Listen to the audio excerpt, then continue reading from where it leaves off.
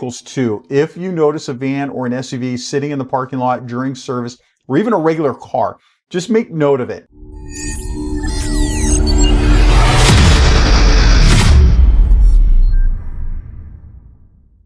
Now, most people in small towns think nothing bad ever happens where they live.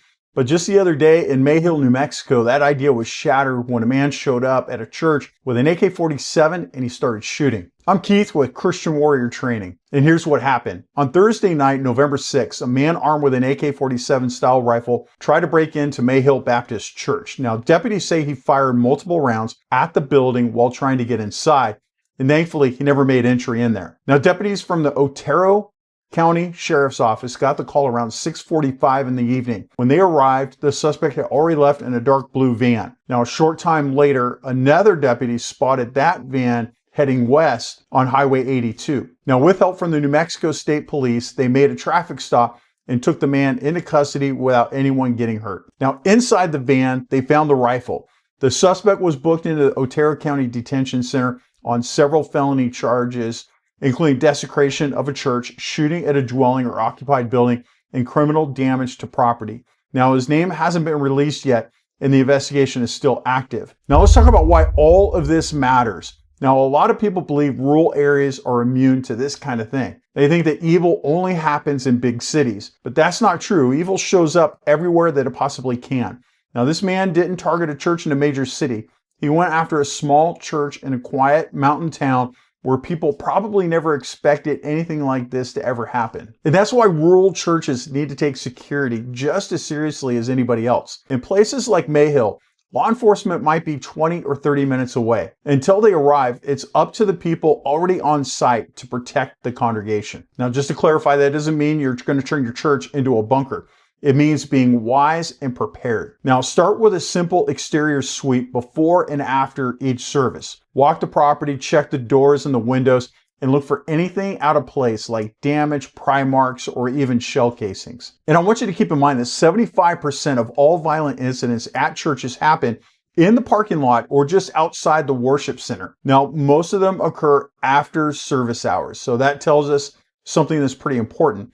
The time when we're most likely to face a critical incident isn't always during the sermon. It's when people are coming and going. You want to make sure that your lighting covers every entry parking area and that your cameras are aimed where they should be. Don't just install them. Actually review the footage as often as you can. Have trained safety team members posted at your main entrances. They should be greeting people, shaking hands, and helping create a welcoming atmosphere while staying alert for anyone that's acting off. Now, you want to keep an eye on vehicles too. If you notice a van or an SUV sitting in the parking lot during service, or even a regular car, just make note of it. If it's been there for more than one time or it's been hanging out for a very long time, you want to take that seriously. Now, sometimes that person is sitting in the vehicle isn't there to just cause harm. They're afraid to come inside. Maybe they've been hurt by a church before, or maybe they're just looking for Christ, but they don't know how to take that next step. You have to remember that we're not just a security team, we're a ministry. Looking at Nehemiah and Ezra, Nehemiah rebuilt the walls of Jerusalem with a sword in one hand and a trowel in the other, and they posted guards day and night. That's church security. Now, Ezra was inside ministering to the people, saving souls. Both were serving the same mission, just in different ways. You're going to do both at the same time. We're a ministry. That's us. We stand guard, we protect, but we also serve and save. Every safety team member has to decide in that moment, does that person in the vehicle pose a threat or do they need prayer? We should be ready to do both. Now, before I move on, I want to take a second to thank Vets Tactical. They're the makers of the cup holster. It's something that I use every single day. Because of their support, we're able to keep producing threat intelligence bulletins like this one. Now, if you want to go check them out, go to vetstactical.com. It's a great product made by veterans, and I like recommending tools that actually work for real world ministry and defense. Now, going back to the cars, we even have a free online class that covers how to approach suspicious vehicles safely.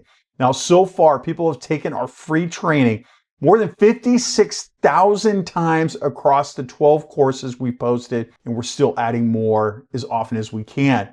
Now, all of this training is free because of the people who support this ministry through a paid subscription at Christian Warrior Training.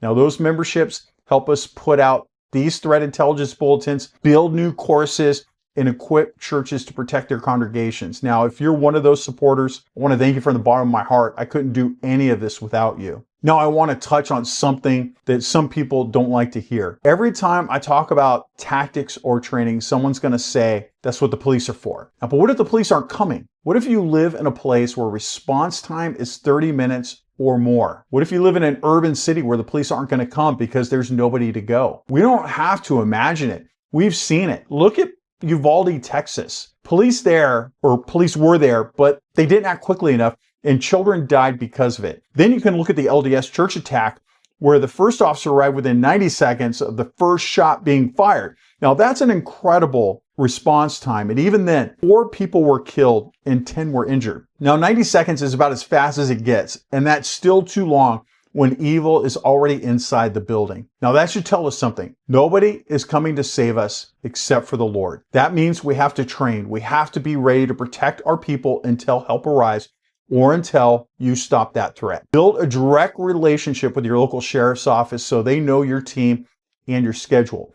That familiarity is going to save time when seconds matter. Review your training regularly. Run quick refreshers on building lockdowns, how to move people to safety, and how to respond if somebody shows up armed. Even a 15-minute review before service can make a huge difference in what you're doing. And don't keep that information to yourself.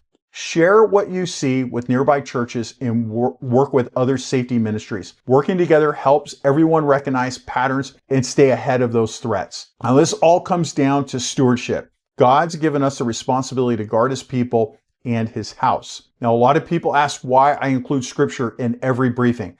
It's because this isn't just about tactics. It's about obedience to the Lord. The Bible has a lot to say about watchmen. In Ezekiel chapter 33, verse 6, it says, "But if the watchman sees the sword coming and does not blow the trumpet to warn the people, and the sword comes and takes someone's life, that person's life will be taken because of the watchman's sin." Now, that's a very heavy verse, and it should be.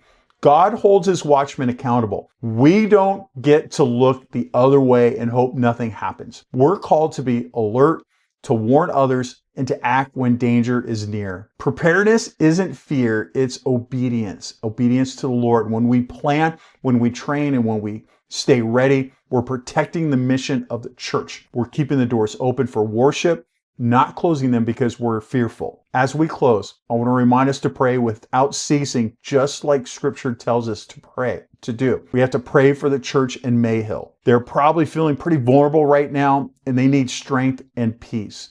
I want you to pray for their safety team, their pastor. I want you to pray for the suspect too, that he repents for his sins and turns to Christ. That's going to be the hardest thing that you do all day. And lastly, I want you to remember your ABCs. Always be careful.